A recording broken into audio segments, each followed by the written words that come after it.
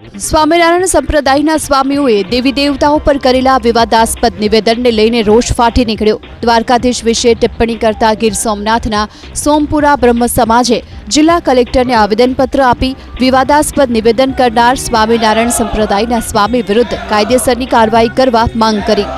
તો મેંદરડાના ખાખી મઢીના મહંત સુખરામદાસ બાપુએ વિવાદાસ્પદ નિવેદન કરનારાઓ વિરુદ્ધ કાયદો લાવવાની સરકાર સમક્ષ માંગ કરી।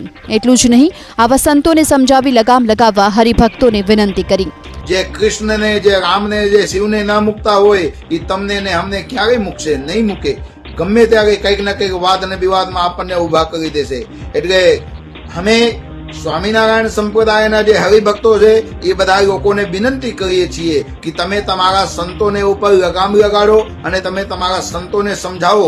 દ્વારકાધીશ વિશે વિવાદાસ્પદ ટિપ્પણીને લઈને સ્વામિનારાયણ સંપ્રદાયના સ્વામી પર ફિટકાર વરસાવતા લોક સાહિત્યકાર માયાભાઈ આહિરે પ્રતિક્રિયા આપી।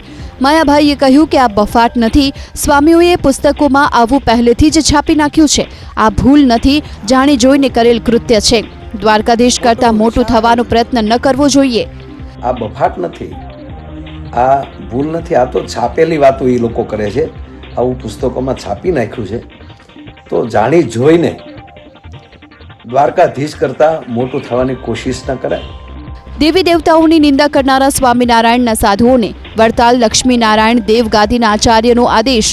રાકેશ પ્રસાદ મહારાજે આવા સ્વામીઓને માપમાં રહેવાનો આદેશ આપ્યો। એટલું જ નહીં, દેવી દેવતાઓની નિંદા કરનારા સાધુઓ કલેશ ઊભો કરે છે।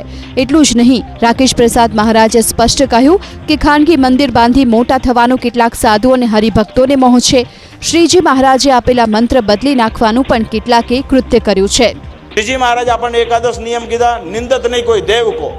હવે આપણને ખંજવાળ ઉપડે ને આપણે રોજ કોઈ દેવી દેવતાની નિંદા કરીએ તો કલેશ થાય, એ વાતના બધા સાક્ષી છે।